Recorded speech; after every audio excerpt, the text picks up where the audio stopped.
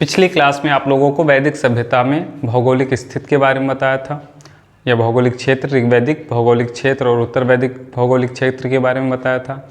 आज आपको ऋग्वैदिक अर्थव्यवस्था और उत्तर वैदिक अर्थव्यवस्था के बारे में बताएंगे, क्या अर्थव्यवस्था थी। तो लिख लेते हैं, वैदिक सभ्यता हमारा टॉपिक है। वैदिक सभ्यता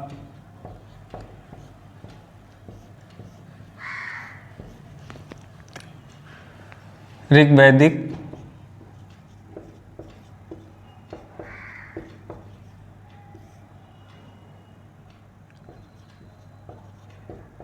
अर्थव्यवस्था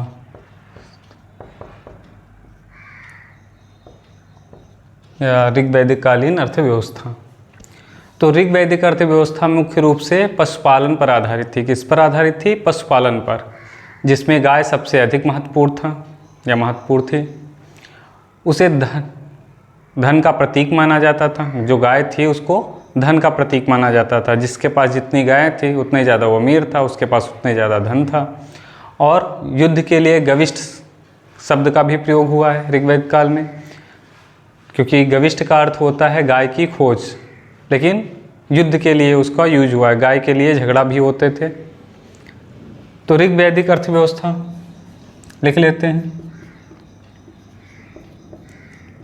ऋग्वैदिक अर्थव्यवस्था। ऋग्वैदिक अर्थव्यवस्था मुख्य रूप से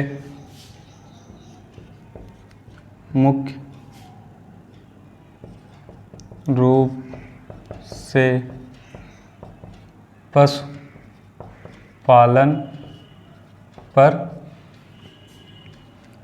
आधारित थी। ऋग्वैदिक अर्थव्यवस्था मुख्य रूप से पशुपालन पर आधारित थी, जिसमें गाय का सबसे अधिक महत्व था। जिसमें गाय का सबसे अधिक महत्व था। सबसे अधिक महत्व था और उसे धन का प्रतीक माना जाता था। और उसे धन का प्रतीक माना जाता था। तो ऋग्वैदिक अर्थव्यवस्था मुख्य रूप से किस पर आधारित थी? पशुपालन पर आधारित थी, जिसमें गाय सबसे अधिक महत्वपूर्ण थी, महत्व था, या गाय का सबसे अधिक महत्व था और उसे धन का प्रतीक माना जाता था। तथा या और युद्ध के लिए गविष्ठ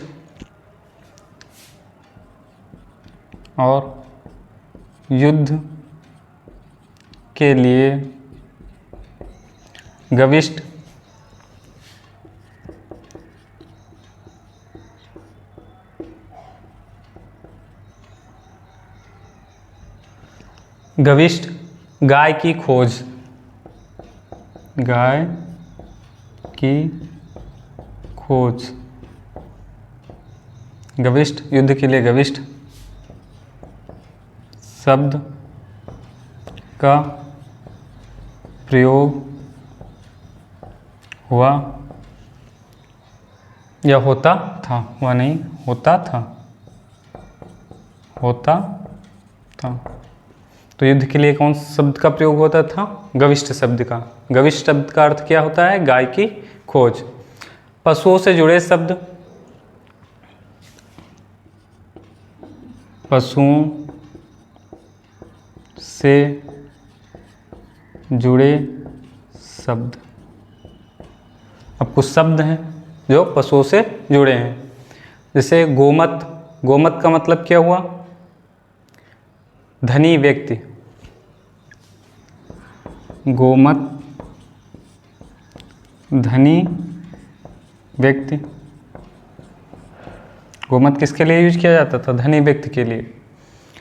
गोपत राजा के लिए या गोप्ता भी कहते थे। गोप्ता या गोपति।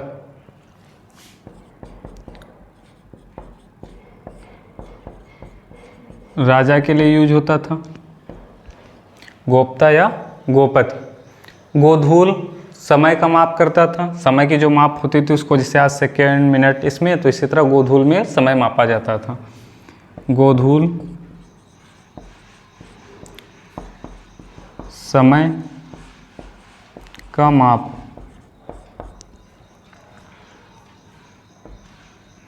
गोधूल समय का माप। फिर दुहित्री, जो बेटी के लिए, दुहित्री बेटी के लिए प्रयोग हुआ है। इसका अर्थ है जो गाय दुहती थी। दुहित्री, इत्री, दुहित्री शब्द का बेटी, जो गाय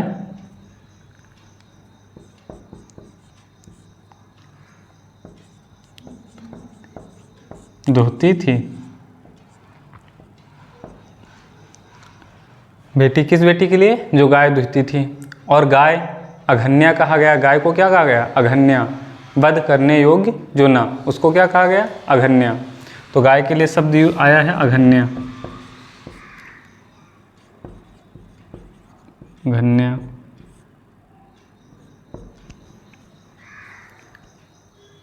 खिल शब्द आया है चारागाह के लिए। खिल, खिल, चारागाह, जहाँ गाय चरती थी तो उसको चारागाह कहा जाता है। उसको ऋग्वैदिक काली में क्या, किस नाम से जानते थे? खिल्य नाम से जानते थे।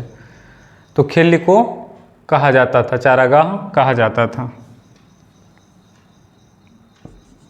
कहा जाता था। तो पशु से जुड़े शब्दों में गोमत, धनी व्यक्ति, गोप्ता, गोपति, राजा, गोधूल समय का माप, दुहित्री बेटी जो गाय दुहती थी, गाय अघन्या, खिल चारागाह कहा जाता था। अब उसके बाद आता है कृषि। ये हो गया पशुपालन। अब आता है कृषि, खेती। तो कृषि ऋग्वैदिक काल में एक गौड़ या द्वितीय पेशा था। मतलब सब प्रमुख पेशा क्या था? पशुपालन। उसके बाद खेती भी होती थी। तो कृषि ऋग्वैदिक काल में, कृषि ऋग्वैदिक काल में, कृषि ऋग्वैदिक काल में एक गौड़ या द्वितीय पेशा था। एक गौड़ या द्वितीय पेशा था।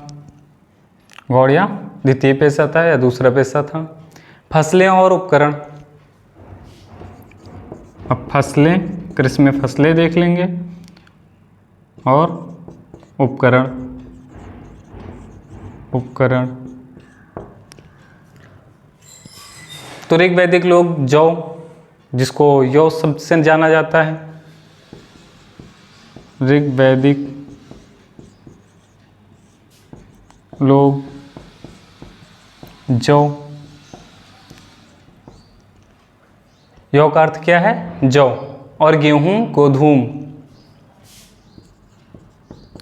और गेहूं को क्या कहा जाता था? गोधूम। गेहूं, गोधूम।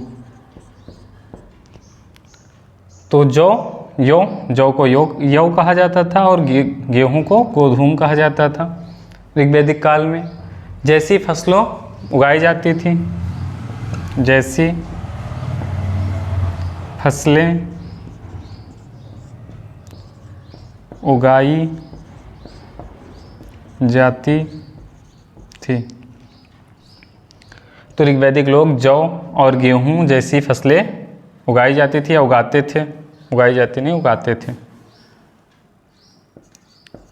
उगाते थे लोग, है ना, काल होता तो उगाई जाती थी, तो उगाते थे। हल के लिए क्या शब्द आया उपकरण में? हल। तो हल को क्या कहते थे? लंगला या लांगला। लंगला।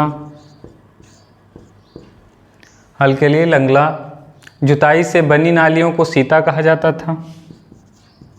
जुताई से बनी नालियाँ क्या कहा जाता था? सीता।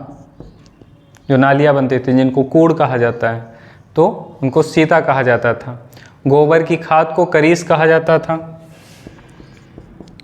गोबर की खाद करीस। गोबर की खाद को क्या कहा जाता था? करीस। और जुते हुए खेत को उर्वरा कहा जाता था। जुते हुए खेत उर्वरा क्या कहलाते थे? उर्वरा कहलाते थे। बड़ी नहरों को कुल्या कहा जाता था। बड़ी नहरें कुल्या। बड़ी नहरों को कुल्या। और अनाज को धन्य कहा जाता था। और अनाज को धन्य कहा जाता था। तो ये कृषि हो गई ऋग्वैदिक कालीन। अब व्यापार शिल्प। व्यापार शिल्प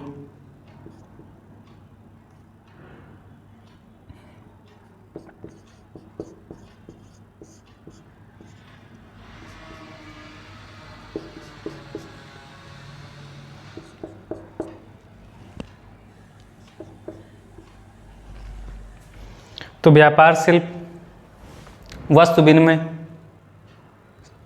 व्यापार शिल्प में क्या आता है? वस्तु विनिमय। वस्तु विनिमय यानी वस्तु का अदला बदली, आदान प्रदान। तो अर्थव्यवस्था में ऋग्वैदिक कालीन जो अर्थव्यवस्था थी उसमें वस्तु विनिमय प्रणाली प्रचलित थी, जिसमें सामानों का सीधे आदान प्रदान होता था। तो ऋग्वैदिक अर्थव्यवस्था में ऋग्वैदिक अर्थव्यवस्था में ऋग्वैदिक अर्थव्यवस्था में वस्तु विनिमय प्रणाली प्रचलित थी। वस्तु विनिमय प्रणाली प्रचलित। वस्तु विनिमय प्रणाली प्रचलित थी जिसमें सामानों का सीधे आदान प्रदान होता था। जिसमें सामानों का सीधे आदान प्रदान होता था।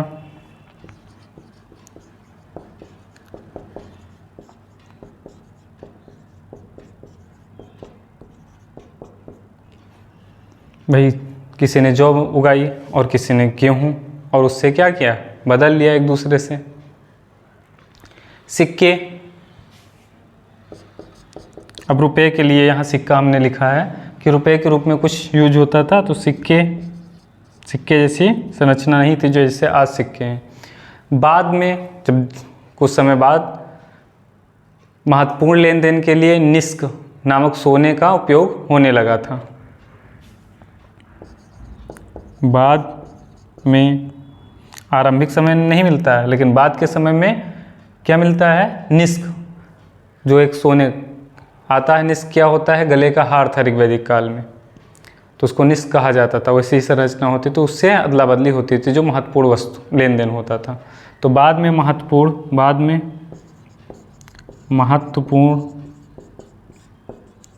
लेन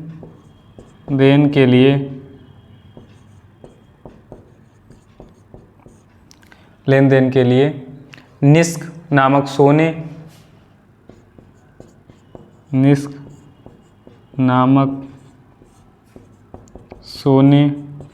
ये सोने का बना होता था, तो सोने का उपयोग होने लगा।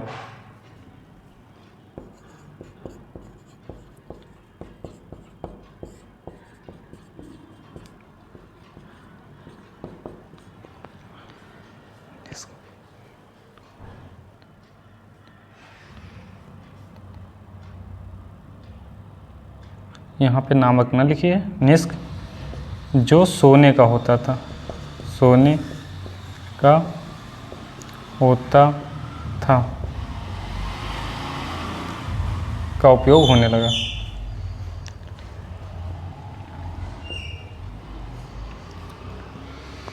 शिल्प क्या था? शिल्प में तो विभिन्न प्रकार के शिल्प कार्य होते थे ऋग्वैदिक काल में, जैसे बढ़ाई, तक्षण का काम करते, इसको तक्षण बोलते थे, बढ़ाई को तक्षण, ये रथ वर्थ निर्माण का कार्य करता था। जुलाहा वाय कहा जाता था, तो लिख लेते हैं शिल्प में विभिन्न प्रकार के शिल्प कार्य।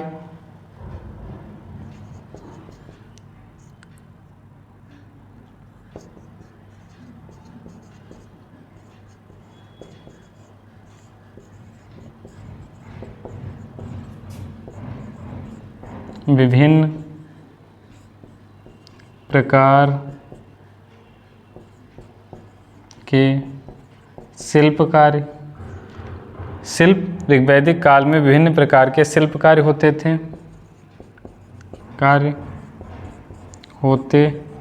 थे, जैसे बढ़ाई, तक्षण, रथ निर्माण करता,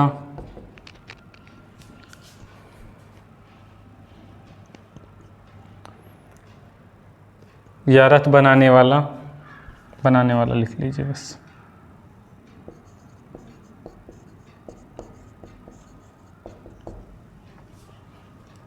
रथ बनाने वाला। और जुलाहा, इसको वाय बोलते थे, बुनकर होता था, कपड़ों पे बुनता था जुलाहा,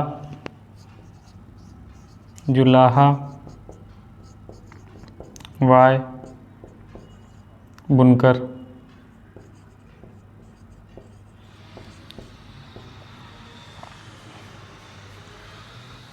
नाई, वाप्ती बोलते थे इसको, नाई को क्या बोलते थे? वाप्ती, नाई, वाप्ती।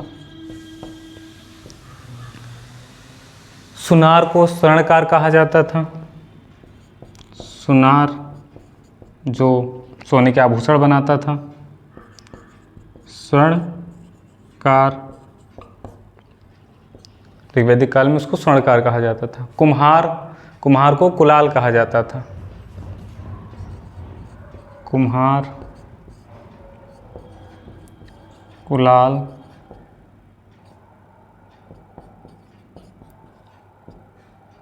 मिट्टी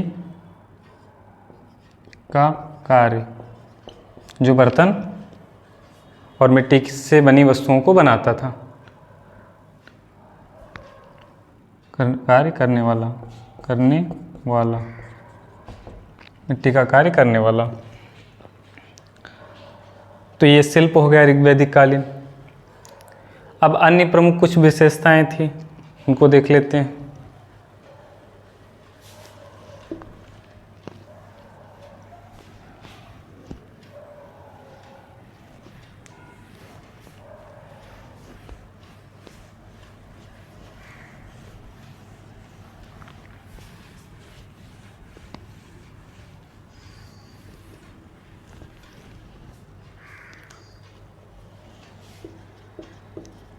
अन्य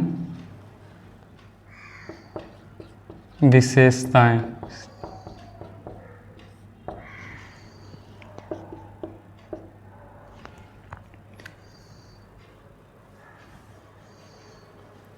तो ग्रामीण अर्थव्यवस्था, ऋग्वैदिक कालीन जो अर्थव्यवस्था थी वो एक ग्रामीण अर्थव्यवस्था थी या ग्रामीण सभ्यता थी। तो लिख लेते हैं ऋग्वैदिक सभ्यता एक ग्रामीण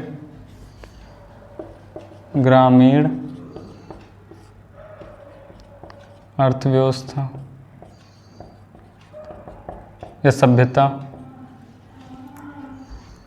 तो ऋग्वैदिक कालीन जो अर्थव्यवस्था थी एक ग्रामीण अर्थव्यवस्था थी। ऋग्वैदिक कालीन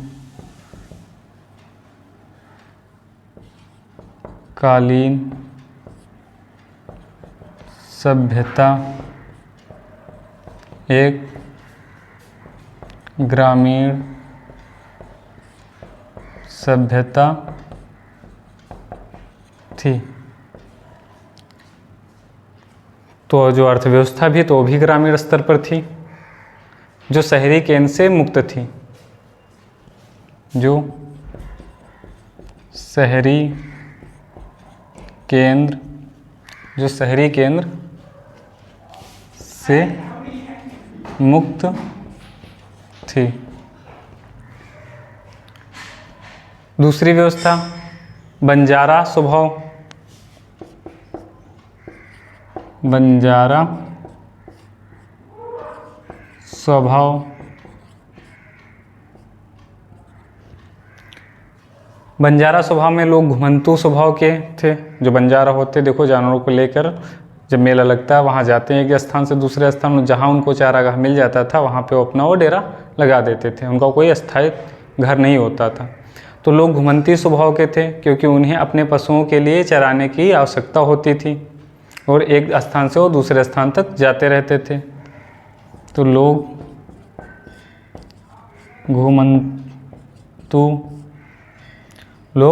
घुमंतू स्वभाव के थे,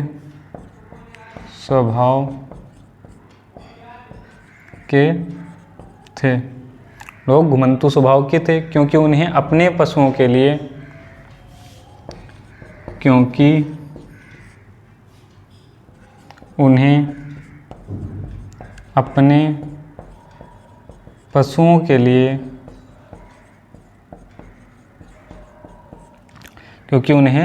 अपने पशुओं के लिए चारे की आवश्यकता होती थी,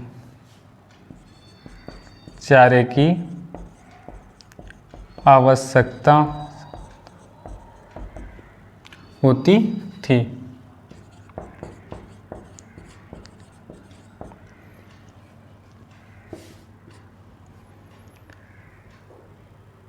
उसके बाद धातुओं का उपयोग, धातुओं का उपयोग, तो धातुओं का उपयोग ऋग्वैदिक कालीन में तांबा का उपयोग होता था जिसे अयस कहा जाता था और सोना को हिरण कहा जाता था। तो तांबा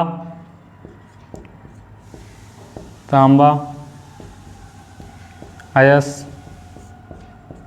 और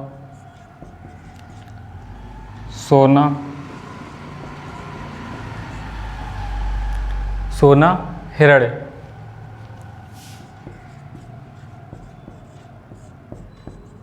जैसी तांबा अयस और सोना हिरण जैसी धातुओं का ज्ञान था।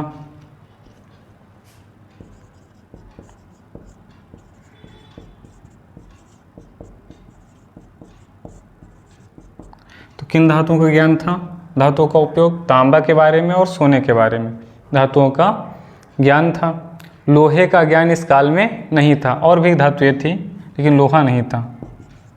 लोहे का ज्ञान इस काल में नहीं था, यानी ऋग्वैदिक काल में लोहे का ज्ञान नहीं था, इस काल में नहीं था। तो यह अर्थव्यवस्था हो गई ऋग्वैदिक कालीन की। अब उत्तर वैदिक कालीन अर्थव्यवस्था देख लेते हैं।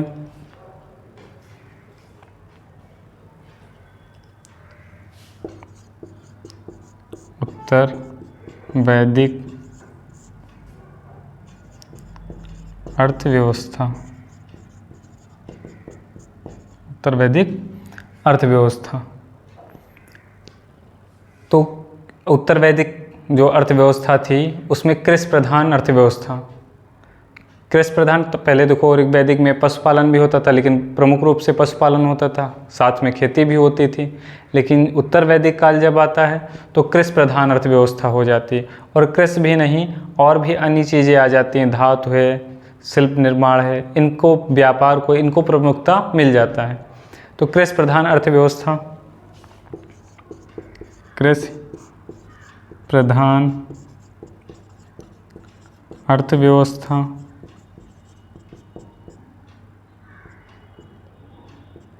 कृषि प्रधान अर्थव्यवस्था, उत्तर वैदिक काल की अर्थव्यवस्था, उत्तर वैदिक काल की अर्थव्यवस्था, उत्तर वैदिक काल की अर्थव्यवस्था का मुख्य आधार कृषि था।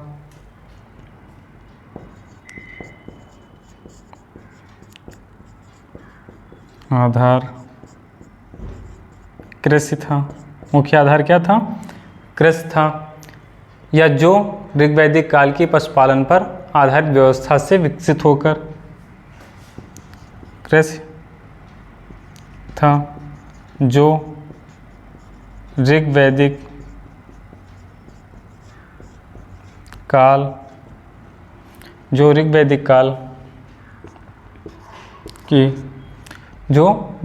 काल की पशुपालन पर आधारित व्यवस्था से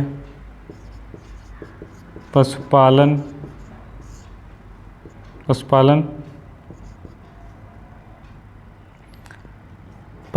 पर आधारित व्यवस्था से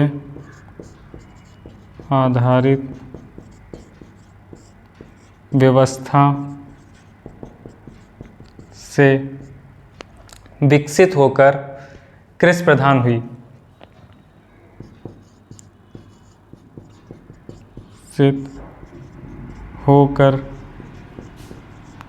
कृषि प्रधान हुई।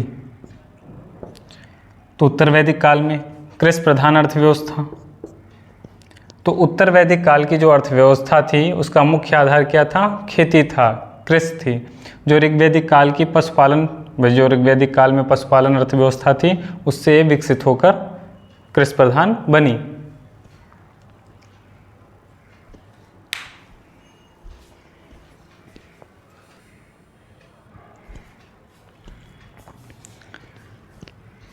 अब इसमें लोहे का उपयोग,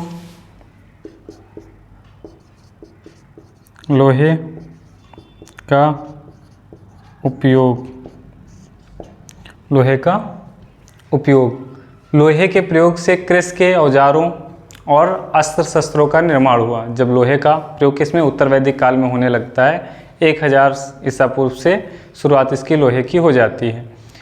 तो लोहे के प्रयोग से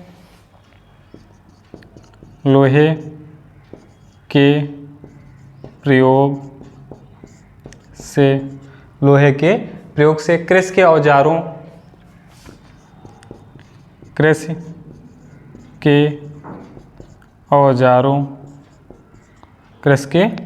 औजारों और अस्त्र शस्त्रों का निर्माण हुआ, और अस्त्र शस्त्रों भाई हथियारों का भी निर्माण हुआ, शस्त्रों का निर्माण हुआ।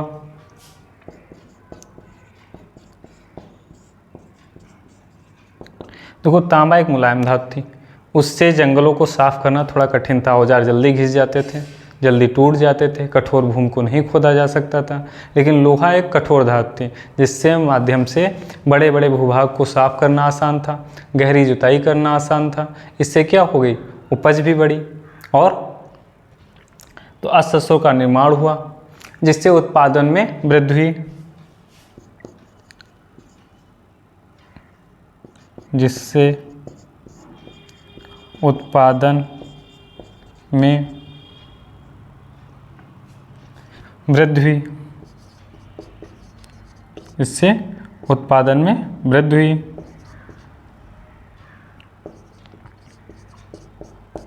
जिससे उत्पादन में वृद्धि हुई। वस्तु विनिमय और माप की इकाइयाँ क्या थी? देख लेते हैं। वस्तु विनिमय और माप की इकाइयाँ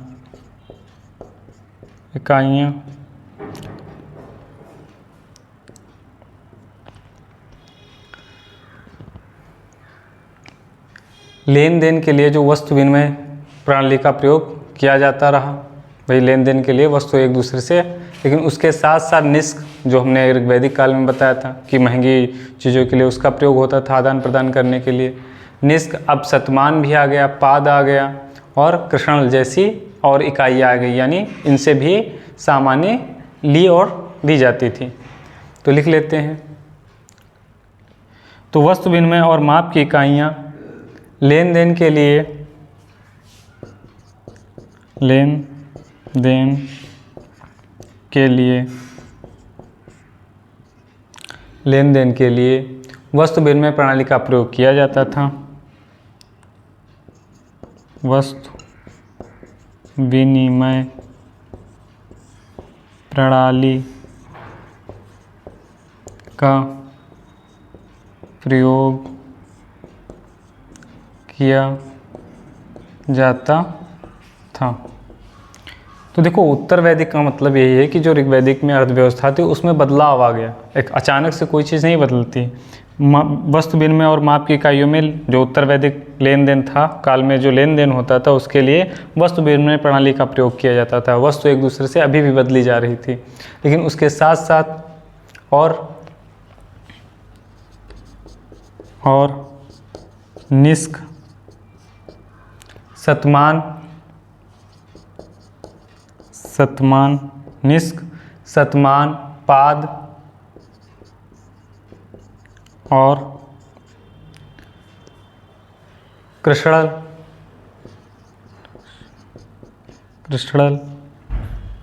जैसी माप की इकाइयाँ थी। जैसी माप की इकाइयाँ थी। तो ये भी माप की इकाइयाँ उस टाइम थी। वस्तु विनिमय प्रणाली तो चल ही रही थी, साथ साथ में ये भी वस्तु के आदान प्रदान के लिए इनका भी यूज किया जाता था। निष्क, शतमान, पाद और कृष्णल। तो जिसमें निष्क का प्रयोग लेकिन उस रूप में नहीं होता था जो ऋग्वैदिक काल में हो रहा था, अब उसमें परिवर्तन हो गया निष्क में। तो कर अर्थव्यवस्था, कर अर्थव्यवस्था क्या थी?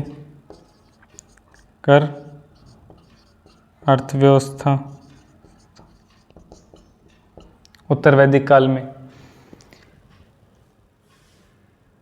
अर्थव्यवस्था नहीं, कर व्यवस्था, सॉरी, कर व्यवस्था।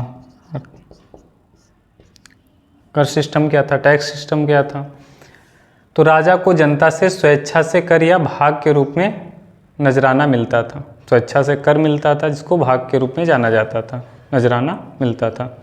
लिख लेते हैं, राजा को स्वेच्छा से कर या भाग के रूप में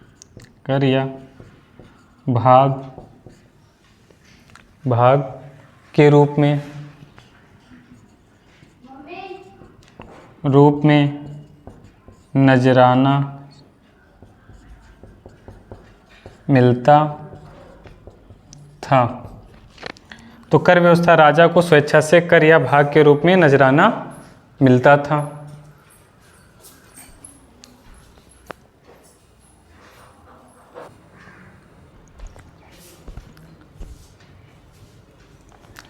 तो हमने कर के बारे में बताया, राजा को जनता से स्वेच्छा से जो कर मिलता था उसे भाग के रूप में जाना जाता था, जो नजराना। तो व्यापार और शिल्प देख लेते हैं। व्यापार और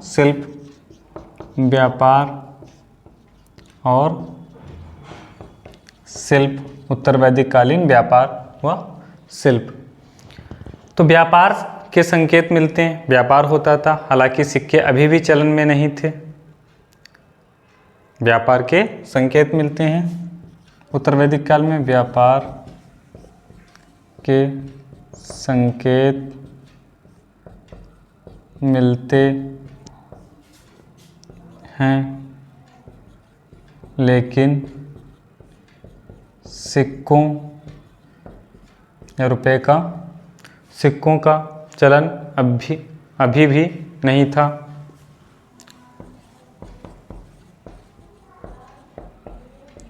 अभी भी नहीं था।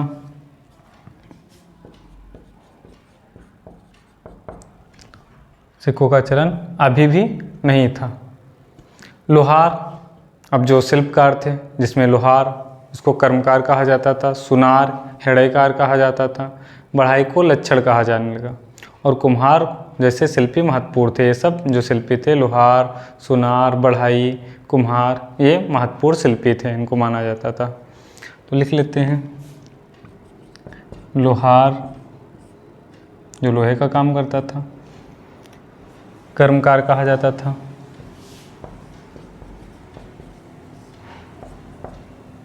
सुनार, सुनार को क्या कहा जाता था, हिरणकार,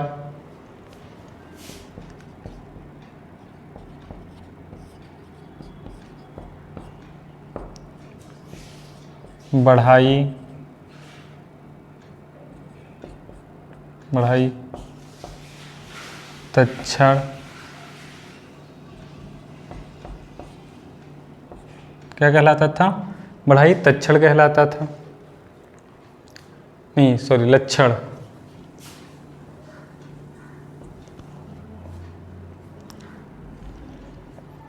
लच्छड़, और कुम्हार जैसे शिल्पी महत्वपूर्ण थे। और कुम्हार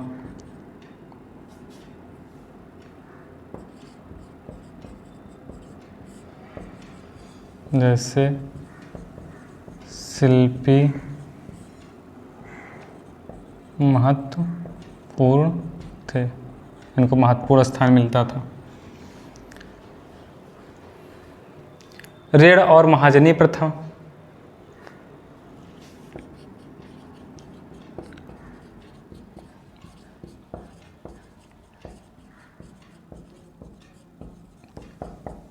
अब एक और प्रथा थी, ऋण दिया जाता था, महाजनी प्रथा थी।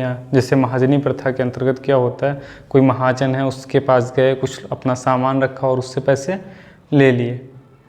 तो ऋण और महाजनी प्रथा, ऋण लेने और देने की प्रथा प्रचलित थी उत्तर वैदिक काल में। उत्तर वैदिक काल में ऋण लेने और देने की प्रथा प्रचलित थी। ऋण लेने और देने की प्रथा प्रचलित थी, जिसे कुसीद कहा जाता था। जो प्रथा थी ऋण लेना देना, उसे क्या कहा जाता था, कुसीद कहा जाता था। एक शब्द आता सूदखोर, तो जो ब्याज लेता था उसको क्या कहा जाता था, सूदखोर कहा जाता था। शतपथ ब्राह्मण में महाजनी प्रथा का उल्लेख मिलता है। किसमें, शतपथ ब्राह्मण में, शतपथ ब्राह्मण में महाजनी प्रथा का उल्लेख मिलता है। महाजनी प्रथा का उल्लेख मिलता है। तो शतपथ ब्राह्मण में महाजनी प्रथा का उल्लेख मिलता है। अब अनाज की माप के बारे में देखते हैं। अनाज की माप, तो उत्तर वैदिक काल में अनाज मापने के लिए द्रोण जैसे बर्तन का प्रयोग किया जाता। जिस बर्तन से नापा जाता था उससे क्या कहा जाता था, द्रोण कहा जाता था।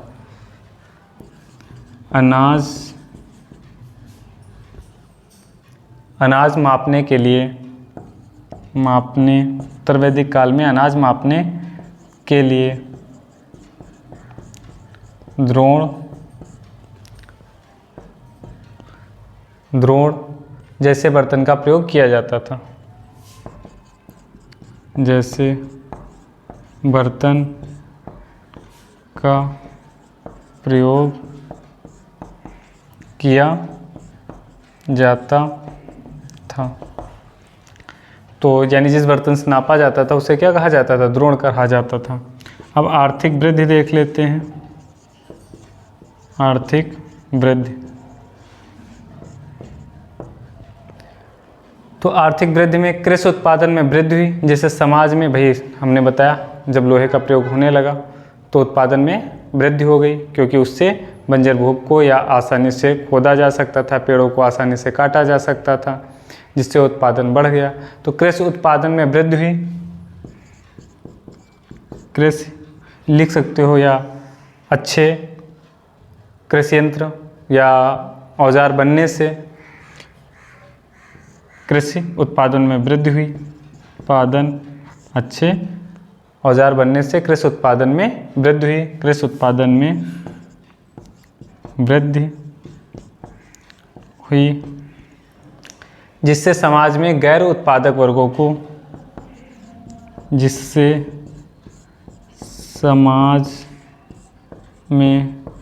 गैर उत्पादक वर्गों को भी लाभ हुआ। जब खेती में बढ़ा उत्पादन तो अब सामान सस्ते हो गई, और उससे जिनके पास खेती का नहीं था उनके पास भी अनाजों उपलब्ध हो गया। तो ये आपका उत्तर वैदिक और ऋग्वैदिक अर्थव्यवस्था के बारे में क्लास थी। अब इसके आगे आपको अगली क्लास में पढ़ाया जाएगा।